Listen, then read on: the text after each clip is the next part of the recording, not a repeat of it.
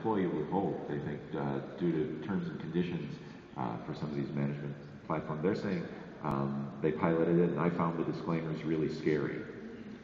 I've heard pushback on some of the systems that set up a sandbox or a secure container on a mobile device, where, pick on one, I don't know if anyone's here from Good, but some of the early ways that Good implemented, you had the sandbox, you had your business apps in there, and everything else sat outside of it, and when you had an alert go off for a calendar appointment, that didn't make it over to, say, the iPhone's built-in alert system. So it was very much a kludge from a user standpoint, but I think the systems have gotten a lot better. It has.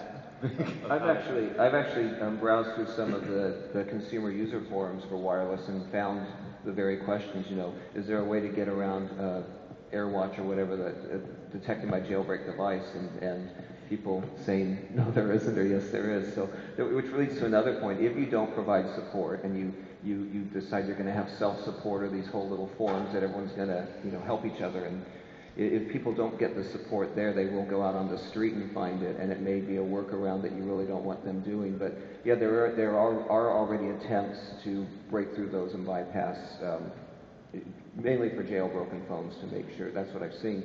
And it's a good way to tell how the products are doing, I guess, to see whether they were successful or not. And also, at the end of the day, Good in the early days, I agree with you wholeheartedly, was about as easy to work as, about as convenient as an iron lung. That particular product has improved dramatically, but at the end of the day, we're running a business. We are the chaperones of the high school dance. And yeah, sometimes you have to say no. Now, in order to do this, you darn well better have management support behind you. Things work better when the folks at the top realize what the issues are that are involved and get behind the policy.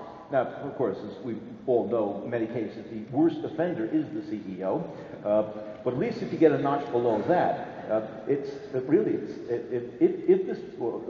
I'm half hoping that the security bomb does go off, and these issues do get Wall Street Journal front page recognition. This is a real exposure. Maybe they will then start paying attention. In the meantime, it'll be our responsibility to make sure, one, we stick to our guns and work our hardest to get the endorsement from the Congress. I think one of the